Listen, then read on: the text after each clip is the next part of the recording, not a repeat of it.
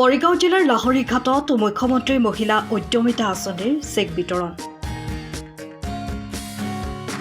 Check বিতৰণ কাৰ্যসূচীত উপস্থিত থাকে মন্ত্ৰী কৌশিক ৰায়। লাহৰীঘাট সমষ্টিৰ 16,515গৰাকী মহিলাক প্ৰদান কৰে মুখ্যমন্ত্ৰী উদ্যমিতা আঁচনিৰ চেক। চেক বিতৰণৰ পূৰ্বে মন্ত্ৰী কৌশিক ৰায় লাহৰীঘাটৰ ৰজা গাঁৱত লাহৰীঘাট সমজিলাৰ স্থায়ী কাৰ্যালয়ৰ ভূমি পূজন কাৰ্যসূচীত অংশগ্ৰহণ কৰাৰ লগতে নৱগঠিত হুৰাগাঁও উন্নয়ন খণ্ডৰ কাৰ্যালয়টিৰো শুভ উদ্বোধন কৰে। আজি আমি মৰিগাঁও জিলাৰ লাহৰীঘাট বিধানসভা সমষ্টিত মুখ্যমন্ত্ৰী মহিলা উদ্যমিতা আঁচনিৰ 16,515 গৰাকী বেনিফিচিয়াৰীক আমি 10,000 টকাকৈ যে চেক, সেই চেক বণ্টনৰ অনুষ্ঠানত আমি ইয়াতে উপস্থিত হৈছোঁ। আমি ইয়াতে এইটো আৰম্ভ কৰিছোঁ আৰু মাননীয় মুখ্যমন্ত্ৰী ডাঙৰীয়াই যেনেকৈ প্ৰতিশ্ৰুতি দিছিলে যে আমি অসমৰ 30 লাখ বেনিফিচিয়াৰী, 30 লাখ আত্মসহায়ক গোটৰ সদস্যসকলক আমি এই ধন 10,000 টকাকৈ আমি ধন আমি দিম, যাতে তেওঁলোকে নিজক আত্মনিৰ্ভৰ কৰিব পাৰে, স্বাৱলম্বী হ'ব পাৰে। ফাৰ্ষ্ট ইনষ্টলমেণ্ট হিচাপে 10,000 টকাকৈ দিয়া যি ব্যৱস্থা, এইটো আমি আৰম্ভ হৈছে। আপোনালোকে জানে যে 1 এপ্ৰিলৰ পৰা বিহালী সমষ্টিৰ পৰা আৰম্ভ হৈছিলে আৰু ক্ৰমান্বয়ে নলবাৰী, জাগিৰোড, পাথাৰকান্দি, হোজাই, আজি আমাৰ জালুকবাৰী আৰু লাহৰীঘাট, এনেকৈ কৰি অহা 3 মাহত অসমৰ প্ৰতিখন 126খন বিধানসভাতে 30 লাখ আমাৰ আই মাতৃসকলক, আমাৰ যি আত্মসহায়ক গোটৰ সদস্যসকলক আমাৰ এই ধন দিয়া হ'ব। আৰু আজি আমি আনন্দিত হৈছোঁ ইয়াতে যে আমি ইয়াতে ইমান সংখ্যাই সকলোৱে আত্মসহায়ক গোটৰ সদস্যসকলে ইয়াতে উপস্থিত হৈছে। তেওঁলোকক আমি অভিনন্দন জ্ঞাপন কৰোঁ আৰু তেওঁলোকে নতুনকৈ কোনো কামৰ কাৰণে এই পইচাটো খৰচ কৰিব, এনেকৈ মই আশা কৰোঁ। আজিৰ লগে লগে আমি ইয়াতে সমজিলা আমাৰ যে আয়ুক্তৰ যে কাৰ্যালয় লাহৰীঘাট, এইটোৰো আমি আধাৰশিলা স্থাপন কৰিছোঁ। লগে আমাৰ বুঢ়াগাঁও ব্লক কাৰ্যালয়, যিটো নতুনকৈ কাৰ্যালয় হৈছে, নতুনকৈ ব্লক হৈছে, সেই ব্লক কাৰ্যালয়ৰ নতুন যিটো নিৰ্মাণ হৈছে, এইটোৰো আমি উদ্বোধন অনুষ্ঠানত অংশগ্ৰহণ কৰিছোঁ। বিধায়কজনে কংগ্ৰেছে দেখিছে যে আমি ৰাইজক যেনেকৈ মাননীয় মুখ্যমন্ত্ৰী ডাঙৰীয়া ডিভিডিৰ যোগেদি হওক ডাইৰেক্ট মাতি আনি চেক দিয়াৰ যে ব্যৱস্থা হৈ আছে, এইটো আগৰ দিনত কেতিয়াও নাছিল। আগত পইচা কালেকশ্যন কৰা আৰু লুকাই লুকাই কিবা স্কিম হ'লে দি দিয়া, কেডাৰক দিয়া। ইয়াতে আপোনালোকে দেখা পাইছে বিজেপিৰ কেডাৰ কোন আছে।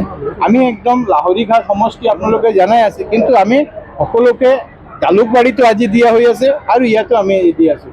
সেইকাৰণে বিধায়কগৰাকী এইটো ভাল পোৱা নাই, কংগ্ৰেছেও ভাল পোৱা নাই, বিধায়কগৰাকীয়েও ভাল পোৱা নাই। আজি বিধায়কগৰাকীৰ অৱস্থা আপোনালোকে চাওক যে এনেকুৱাই বিৰোধিতা যে লাহৰীঘাটত আজি আমি সমজিলা আয়ুক্তৰ কাৰ্যালয় উদ্বোধন কৰিলোঁ। আমি লাহৰীঘাটৰ ব্লকৰ লাহৰীঘাট আমাৰ সমজিলা আয়ুক্তৰ কাৰ্যালয় আধাৰশিলা স্থাপন কৰিলোঁ। আমাৰ ব্লকৰ আমি উদ্বোধন কৰিলোঁ। 16,515জন আইসকলক আমি আমাৰ যি 5-10,000 টকাকৈ দিলোঁ। ইয়াতকৈ ভাল অনুষ্ঠান আৰু কি হ'ব পাৰে? কিন্তু কংগ্ৰেছে বিৰোধিতাৰ নামত এনেকৈ কৰি আছে যাতে নিজৰ সমষ্টিতে তেওঁলোকে মানুহৰ বিৰোধিতাত নামিছে। নাই, আমি 3-4বাৰ এইটো ভেৰিফিকেশ্যন হৈছিলে। ভেৰিফিকেশ্যন আপোনালোকে ভিডিঅ'টো চাইছে, তাতে এটা কণ্ডিশ্যন যে আমাৰ ল'ৰা ছোৱালী, আমাৰ সন্তান কিমান থাকিব লাগে, আমাৰ অমৃত বৃক্ষ আন্দোলনত আমি যি গছপুলিটো লগাইছিলোঁ সেইটো কি অৱস্থাত আছে, আমাৰ ল'ৰা ছোৱালী স্কুল গৈ আছেনে, এই ক্ৰাইটেৰিয়াটো যি পৰিছে আমি তেওঁলোককে চৰকাৰে দিয়া হৈছে। আৰু এজন দুজনক 30 লাখ আই মাতৃসকলক, মানে আত্মসহায়ক গোটৰ সদস্যসকলক ৰাজ্য চৰকাৰে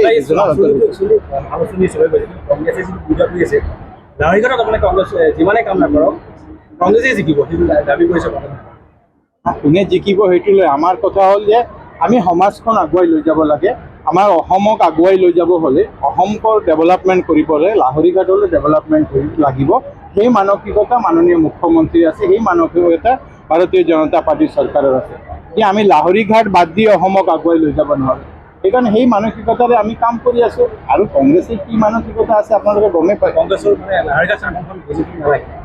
লাহৰীঘাট আসন আমি আসনৰ কাৰণে দিয়া নাই। আমি 126খন আসনতে আমি দি আছোঁ।